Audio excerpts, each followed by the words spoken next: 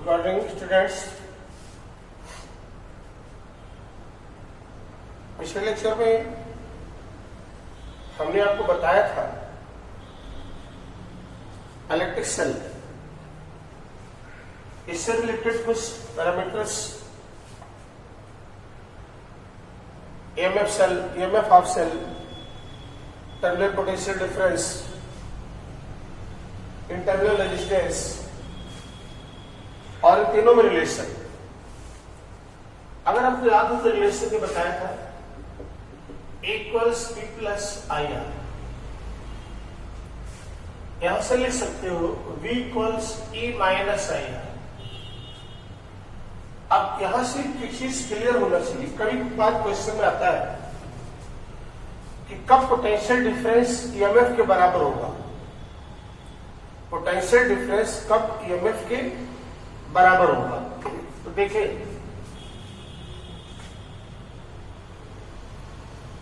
पहला case, if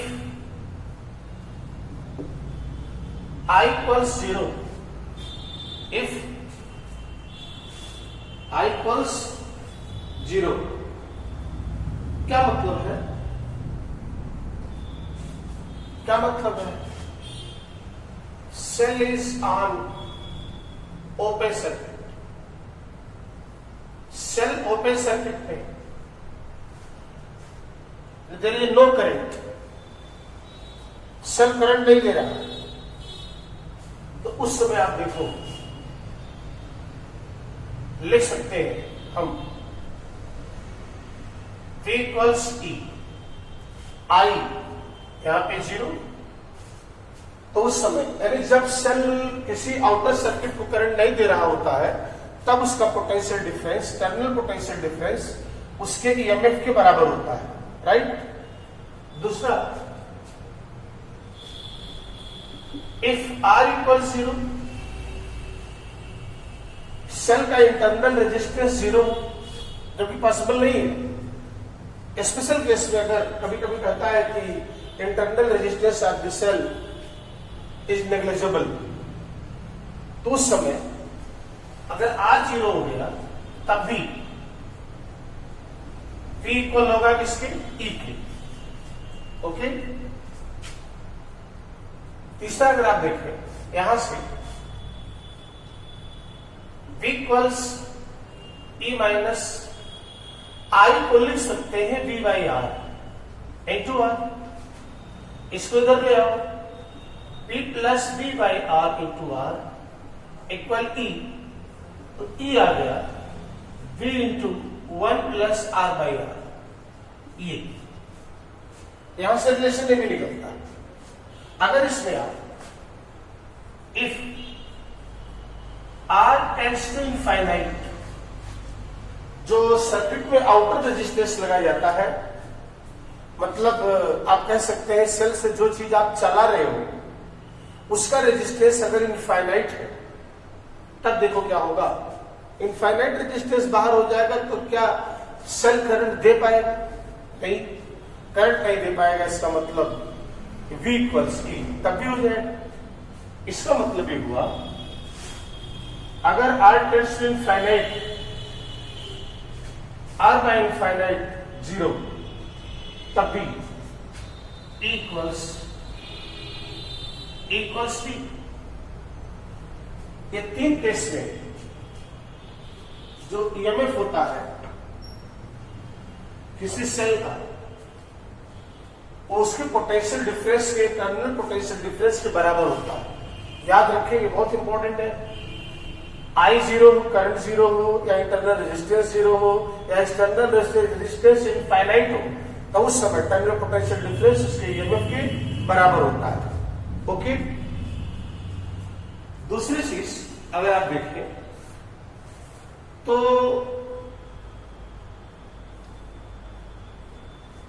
अगर हम E, V और R में ग्राफ खींचे, V और R में, इधर भी ले लें, इधर R में R और इधर V, ऐसा ओके। अगर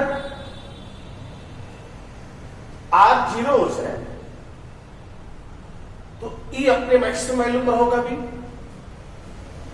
अगर R 0 हो जाए तो V की मैक्सिमम वैल्यू होगी, और वो मैक्सिमम वैल्यू कहां तक होगी? E के बराबर। अरे E की मैक्सिमम वैल्यू हो सकती है किसके बराबर? V के बराबर। यानी V की मैक्सिमम वैल्यू E से ज्यादा नहीं हो सकती। इसका मतलब जैसे जैसे देखिए लाइन मान लो E का मैक्सिमम, जैसे जैसे R को बढ़ाओगे आउटर सर्किट का रेजिस्टेंस, तो आपका पोटेंशियल डिफरेंस ड्रॉप बढ़ेगा, IR बढ़ेगा। R बढ़ाओगे तो IR बढ़ेगा, मतलब V बढ़ेगा। ग्राफ ऐसे होता है। लेकिन मैक्सिमम पर हो जाएगा तो इनफाइनाइट चला जाएगा ही। R इनफाइनाइट, R इनफाइनाइट, इसका मतलब V equals E equals V। इसका ग्राफ होता है V और R में। मैक्सिमम किसी भी सेल का जो पोटेंशियल डिफरेंस होता है उसके इंटरनल EMF के बराबर होता है, और उससे ज्यादा हो ही नहीं सकता रेजिस्टेंस आउटर सर्किट कितने भी आप इंक्रीज कराते रहो। ओके, ये याद रखेंगे थोड़ा सा। अब इसमें हमको जो मेन पढ़ना है, combination of cell, combination of sales.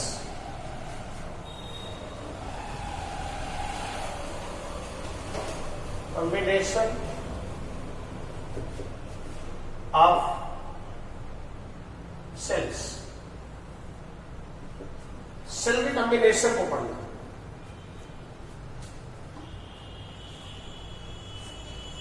तीन तरह से जोड़ा जाता है इसको।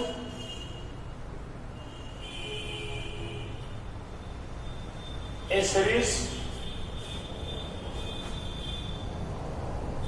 दूसरा इन पैरेलल,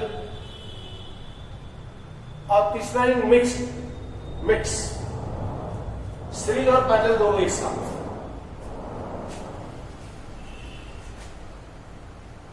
इसमें एक सेल है, यहां छोटा सा रेजिस्टेंस बना देंगे तो उसका इंटरनल रेजिस्टेंस। इस सेल का सिंबल है, यहां जो लिखा जाएगा इसका EMF है, प्लस टर्मिनल माइनस टर्मिनल। यहां जो लिखा जाता है उसका इंटरनल रेजिस्टेंस होता है। एक सेल, दूसरा सेल, ऐसे तीसरा सेल, डैश डैश। मान लो n सेल्स जुड़े। कितने सेल जुड़े? n सेल्स जुड़े ऐसे। अभी हमने मान लिया सबका EMF सेम है और इंटरनल रेजिस्टेंस भी सेम, और ये सेल का जो कॉम्बिनेशन है किसी आउटर सर्किट में करंट दे रहा है ऐसे, आउटर रेजिस्टेंस है उस सर्किट का रेजिस्टेंस जिसको ये सेल का कॉम्बिनेशन सप्लाई दे रहा है। और सीरीज में आपको जोड़ने का बताया था, प्लस टर्मिनल निकाल दो, माइनस वाला प्लस से, फिर माइनस वाला प्लस से, फिर माइनस वाला प्लस से, इस सीरीज कॉम्बिनेशन। अच्छा, यहां से करंट देगा, ऐसे आएगा करंट इस तरह से होगा। अगर आप देखें तो टोटल EMF ऑफ कॉम्बिनेशन, पूरे कॉम्बिनेशन का EMF कितना? सीरीज में है E plus C dash dash n times, that is n total internal resistance बोलो, टोटल इंटरनल रेजिस्टेंस सीरीज में r plus r plus r plus dash dash कितनी बार, n times, that is n r series में R1 plus R2 plus R3 times. So total resistance of circuit, और इस circuit का resistance कितना, ये देखिए NR ये हो गया, फिर इसके साथ एक आउटर रेजिस्टेंस भी R ले लेंगे, तो टोटल रेजिस्टेंस हो गया R plus NR, R plus NR. Current from combination I equals, हमने बताया आपको, total EMF by total resistance, total EMF by total resistance. Total EMF कितना N और टोटल रेजिस्टेंस कितना R plus L R, R plus L R. ये होता है current turn by combination of cell. इस सीरीज में हुआ ऐसे ही पैरेलल में कैसे जोड़ेंगे, एक सेल दूसरा सेल तीसरा cell dash dash n cells, n cell जोड़ दिए गए पैरेलल में से. ये देखो s जोड़ दिया, यहां से ऐड l सेलें जोड़ी हुई और इसे एक आउटर सर्किट जहां करंट भेजनी है इस कॉम्बिनेशन से यहां लगा दिया. मान लो कैपिटल आर है, सबका ईएमएफ ई है और इंटरनल रेजिस्टेंस आर है. यहां से भी करंट आएगी, यहां से आएगी, यहां से आएगी, यहां से आएगी, यहां बढ़ जाएगी, करंट टोटल आएगी मान लो आई का ऐसे ऐसे. अगर आप देखें यहां पर इसको बता दें, एक इसके साथ ले लो, जैसे हमें निकालना मान लो total EMF of combination of set, ये हो जाएगा E. हमने बताया है पैरेलल में पोटेंशियल बढ़ता नहीं है, सेम रहता है. E E E E तो बाहर भी इनको क्या मिलेगा E. 10 वोल्ट की 4 बैटरी जोड़ दो सीरीज पैरेलल में तो बाहर आपको सप्लाई 10 वोल्ट की मिलेगी, लेकिन 10 वोल्ट को सीरीज में जोड़ दो तो 40 वोल्ट मिलेगी 4 को. अच्छा, टोटल इंटरनल रेजिस्टेंस के लिए पैरेलल में है सब, पैरेलल में, तो पैरेलल का फॉर्मूला लगा दो 1 by R dash 1 by R 1 by R 1 by R dash dash कितनी बार n times n. 1 by R dash equals n by R, तो आर डैश हो जाएगा r by n, R by N. तो total resistance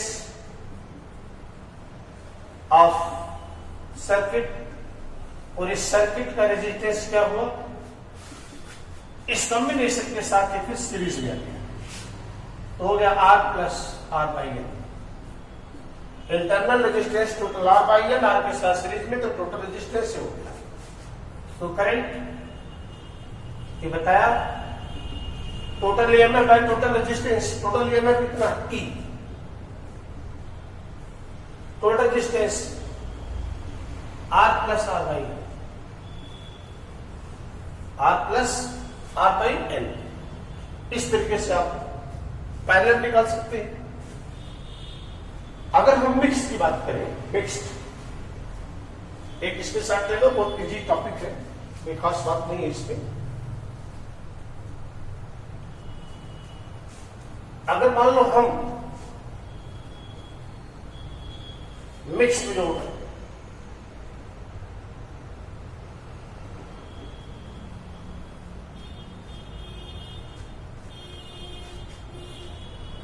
ये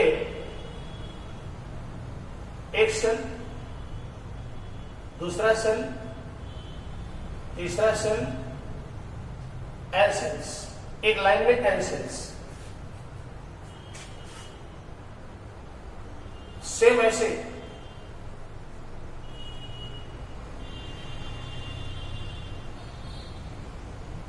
दूसरे में भी एन सेल्स,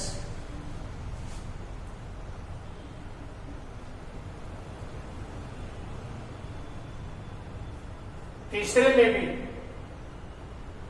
एन सेल्स, ये जोड़ दो। ऐसे ही सपोज करो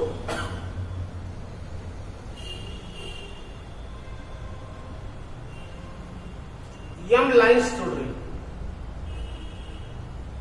एम लाइंस ऐसे जोड़ रहे हैं।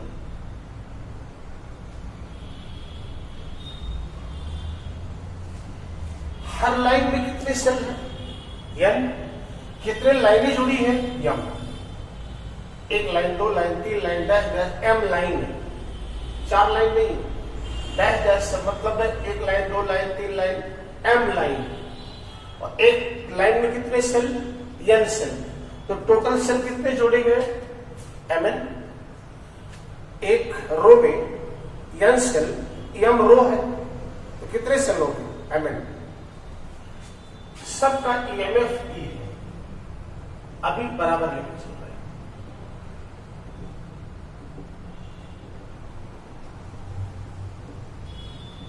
और सबका इंटरनल रेजिस्टेंस आर है, सबका इंटरनल रेजिस्टेंस आर। ऐसे जोड़ दिया पैरेलल में, सबको इधर भी और इधर भी। और इस कॉम्बिनेशन को एक आउटर रेजिस्टेंस से जोड़ दें। यहां सप्लाई लेनी, मान लो ये resistance are,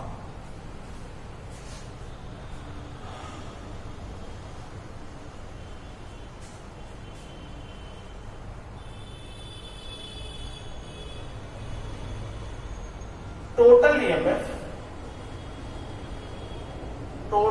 EMF of one row, एक रो में जितने सेल जुड़े हैं उनका ईएमएफ कितना हुआ? E plus dash dash M times n times, that is Ne, Ne. So total EMF of combination of cell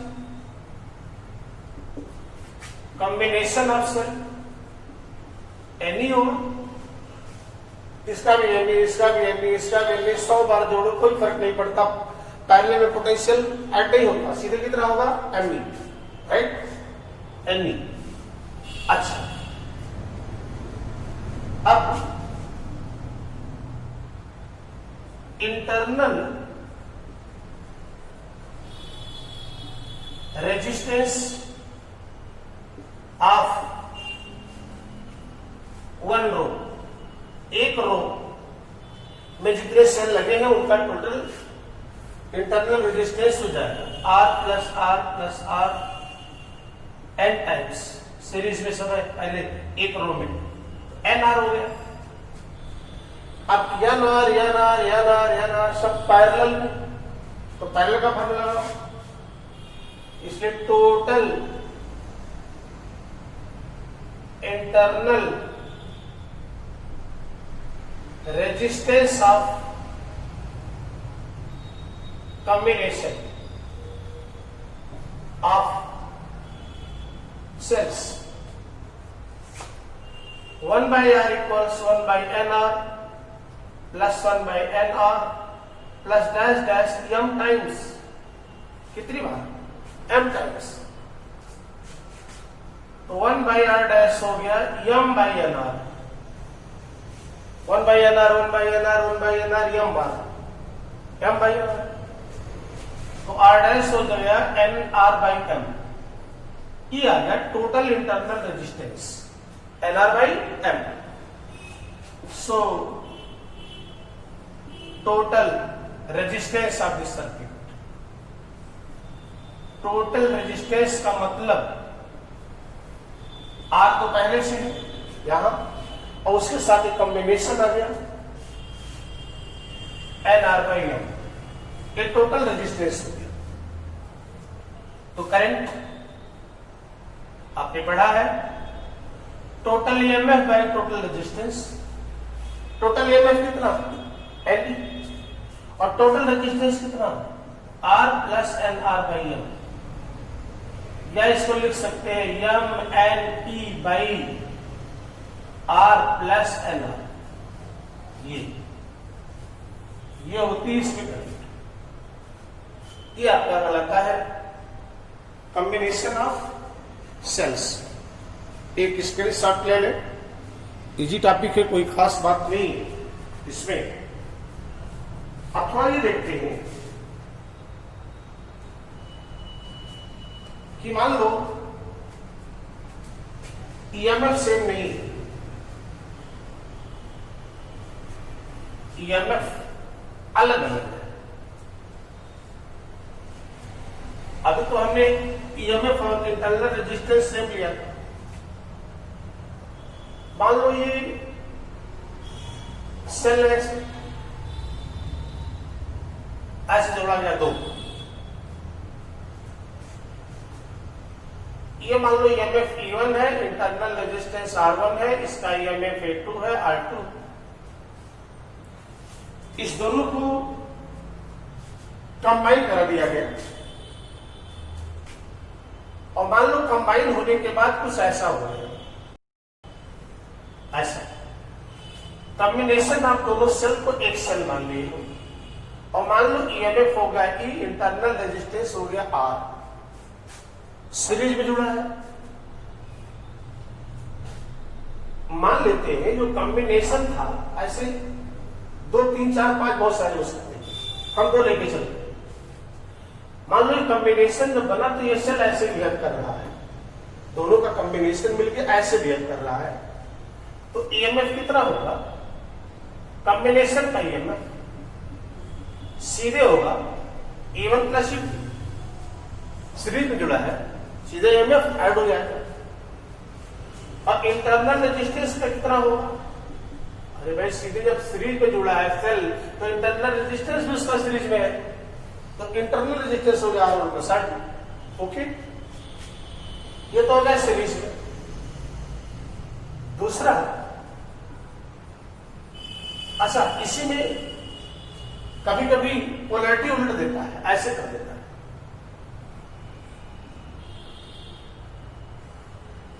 ऐसे जोड़ दो,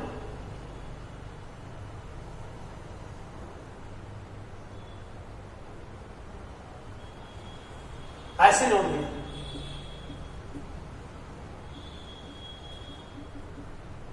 देखिए प्लस माइनस प्लस से फिर माइनस हट गया, यहां क्या है दोनों का माइनस वाला जुड़ गया। अगर दो बैटरी का दो सेल का टर्मिनल निगेटिव निगेटिव जोड़ दोगे तो दूसरे का अपोज करेगा, सब ईएमएफ दिया है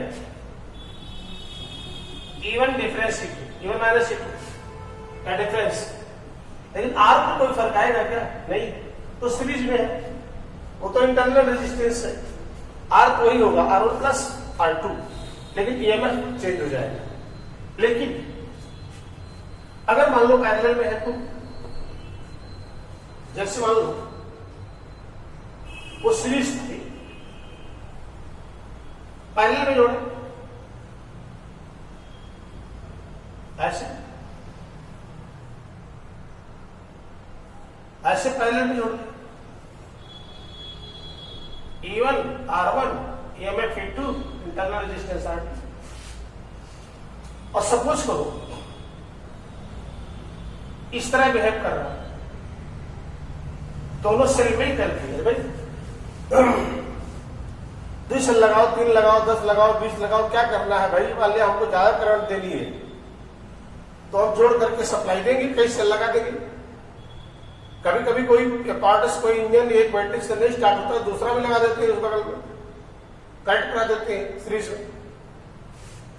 तो ऐसे मान लो दोनों को मिल करके अब क्या बना, नया बन गया, 2 सेल जोड़े गए, एक नया सेल बना इस तरह से। और इसका EMF मान लो E है और रेजिस्टेंस इंटरनल R है।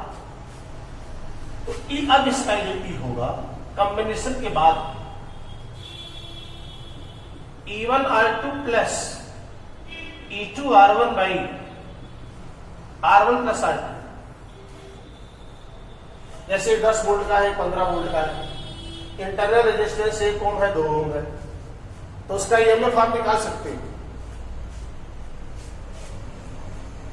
सपोज करो एक 10 वोल्ट है, एक 20 वोल्ट है, 1 ओम रेजिस्टेंस है, 2 ओम इंटरनल रेजिस्टेंस है, ऐसे 2 सेल पैरेलल में जुड़े हैं, तो आप उसका EMF निकाल सकते हो। E1 R2 10 गुणे 2 प्लस E2 R1 20 गुणे 1 by 1 plus 2 R1 plus R2 40/3 volt. Okay, अब इसमें भी अच्छा इंटरनल रेजिस्टेंस कितना होगा? अरे पैरेलल में ऊपर दोनों का मल्टीप्लाई, नीचे दोनों का सम बताए हैं। पैरेलल में निकालना हो डायरेक्ट, यहां पर सीरीज में निकालना, सीधे जोड़े थे, ये सीधे जोड़े थे, यहां ये इसमें याद रखना एनसीईआरटी में है, दिया है, उसका थोड़ा सा डेरिवेशन कर लेना, इसको कोई खास बात, कोई रॉकेट साइंस नहीं इसको। अगर इसकी पोलैरिटी फिर उलट गई, पोलैरिटी ऐसी ऐसे ऐसे जोड़ा, E1 R1 E2 R2, ये देखिए प्लस वाला माइनस जोड़ा पैरेलल में, यहां प्लस प्लस एक साथ थे, माइनस माइनस एक साथ था, पैरेलल का जोड़ने का तरीका वही है। लेकिन अगर उलट दे पोलैरिटी तब E क्या है, E1 R2 minus E2 R1 by R1 plus R2, ये याद रखना। प्लस प्लस वाला जुड़ा है तो सीधे जुड़ेगा, लेकिन अगर प्लस वाला माइनस जुड़ा हुआ है तो माइनस जुड़ेगा। लेकिन इंटरनल रेजिस्टेंस में कोई फर्क नहीं पड़ेगा, मल्टीप्लाई, नीचे दोनों का सम, ऊपर दोनों का मल्टीप्लाई, नीचे दोनों का सम। ये सब जो आपने बताया हमने, ये सब न्यूमेरिकल के लिए है। अगर कोई क्वेश्चन न्यूमेरिकल आता है एनसीईआरटी में मिलेगा, आपको कई क्वेश्चन मिलेंगे, एक्सरसाइज करवाएंगे, जब बताएंगे आपको, यहाँ डायरेक्ट आप इस तरीके से निकाल सकते हो। ओके, ये आपका पूरा कंप्लीट है कॉम्बिनेशन ऑफ सेल।